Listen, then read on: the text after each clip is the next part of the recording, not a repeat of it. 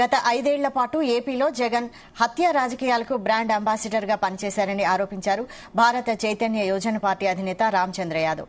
ప్రస్తుత రాజకీయాల గురించి మాట్లాడే అర్హత జగన్ కు లేదన్నారు. కూటమి ప్రభుత్వం ఇచ్చిన హామీలతో పాటు పోలవరం, అమరావతి పూర్తి చేయాలంటున్న రామచంద్ర యాదవ్ తో మా ప్రతినిధి Durga Manne face to face. Ramachandra Yadav Polavaram project ని పరిశీలించారు. ప్రాజెక్టు యొక్క పనుల పురోగతిపై అధికారులు అడిగి తెలుసుకున్నారు. ప్రస్తుతం మనతో రామచంద్ర యాదవ్ ఉన్నారు, మాట్లాడదాం. సార్ చెప్పండి, మీరు తొలిసారిగా ప్రాజెక్టు పరిశీలించారు, ఏం గుర్తించారు? ప్రాజెక్టు పరిస్థితి ఎలా ఉంది? కొన్ని లక్షల మంది రైతులకు సంబంధించిన భవిష్యత్తు, 3 ఉమ్మడి జిల్లాలకు సంబంధించిన సాగునీరు, తాగునీరు అందించడంతో పాటు హైడ్రో ఎలక్ట్రిసిటీ ద్వారా కావచ్చు, అనేక రకాలుగా రాష్ట్ర అభివృద్ధిలో కీలకంగా మారబోయే పోలవరం లాంటి ప్రాజెక్టు. వాస్తవానికి ప్రాజెక్టు పరిస్థితి ఎలా ఉందంటే, ఇప్పటి వరకు ప్రాజెక్టు మీద పెట్టిన ఖర్చు కావచ్చు, బడ్జెట్ కావచ్చు, అక్కడ జరిగిన పనులు కావచ్చు, ఏవి స్పష్టత లేకుండా రోజుకొక రకమైన వివాదంతో ముందుకెళ్లే పరిస్థితి ఉంది. ఇక్కడ ఉన్న డయాఫ్రమ్ వాళ్ళకి సంబంధించిన డ్యామేజ్ కి సంబంధించిన కారణాలు ఇప్పటి వరకు ప్రభుత్వం సరిగా చెప్పడం లేదు.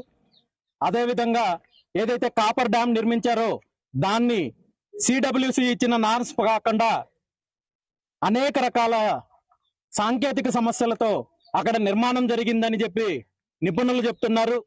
8% మాత్రమే పునరావాసం కల్పించారు. మరి మిగిలిన 92% పునరావాసం కల్పించడానికి ప్రభుత్వంలో అధికారంలో ఉన్న వాళ్ళకి ఎన్ని సంవత్సరాలు కావాల్సి వస్తుందనేది ఒక సమాధానం లేని ప్రశ్నగా మిగిలింది. కేంద్ర ప్రభుత్వం దీని మీద దృష్టి సాగించి లక్షల మంది రైతులకు సంబంధించిన భవిష్యత్తు కాబట్టి, ఆంధ్రప్రదేశ్ రాష్ట్రానికి సంబంధించిన భవిష్యత్తు కాబట్టి ఖచ్చితంగా రాష్ట్ర ప్రభుత్వానికి సహకరించి ఎంత వీలైతే అంత తొందరగా ఈ ప్రాజెక్టు కంప్లీట్ చేయాల్సిన బాధ్యత ఉందని ఈ సందర్భంగా తెలియజేస్తున్నాను. పోలవరం ప్రాజెక్ట్ ని టీడీపీ నాశనం చేసిందని వైసీపీ చెప్తుంది, వైసీపీ నాశనం చేసింది టీడీపీ చెప్తుంది. పోలవరం ప్రాజెక్ట్ నాశనం చేసింది ఎవరు? దీనిపైన స్పష్టత ఇవ్వాల్సింది ఈ 2 పార్టీలు. మీరన్నట్టు ఒకరి మీద ఒకరు నిందలు మోపుతున్నారు, కానీ జరిగిన నష్టానికి, జరిగిన డ్యామేజ్కి బాధ్యులు ఎవరనేది తెలియాలంటే ఆయా పార్టీలకు సంబంధించిన ప్రభుత్వంలో వాళ్ళ అధికారంలో ఉన్నప్పుడు ఎవరైతే పోలవరం నిర్మాణానికి సంబంధించిన బాధ్యత తీసుకున్న అధికారులు ఎవరైతే ఉన్నారో, ఈ 2 పార్టీల అధికారంలో ఉన్న అధికారులను ఒక వేదిక మీదకి తీసుకొని వచ్చి చర్చలు జరిపితే ఖచ్చితంగా ఎవరి ద్వారా ఈ తప్పిదం జరిగింది అనే దాని మీద స్పష్టత వస్తుంది. ఆ బాధ్యత కూడా ఈ 2 పార్టీలు తీసుకోవాల్సిన అవసరం ఉంది. బీసీవై పార్టీ సిద్ధాంతం ఏంటి? మీరు మీ పార్టీ భవిష్యత్తు ప్రణాళిక ఎలా ఉండబోతుంది? ఈ రాష్ట్రంలో ప్రత్యామ్నాయ రాజకీయం కోసము రైతులకు, యువతకు, బడుగు బలహీన వర్గాలకు మంచి చేయాలనే ఆలోచనతో ఒక ప్రజా రాజకీయం దిశగా అడుగులు వేస్తూ భారత చైతన్య యోజన పార్టీ ఆవిర్భావం జరిగింది. ఆ దిశగా ముందుకెళ్తాము.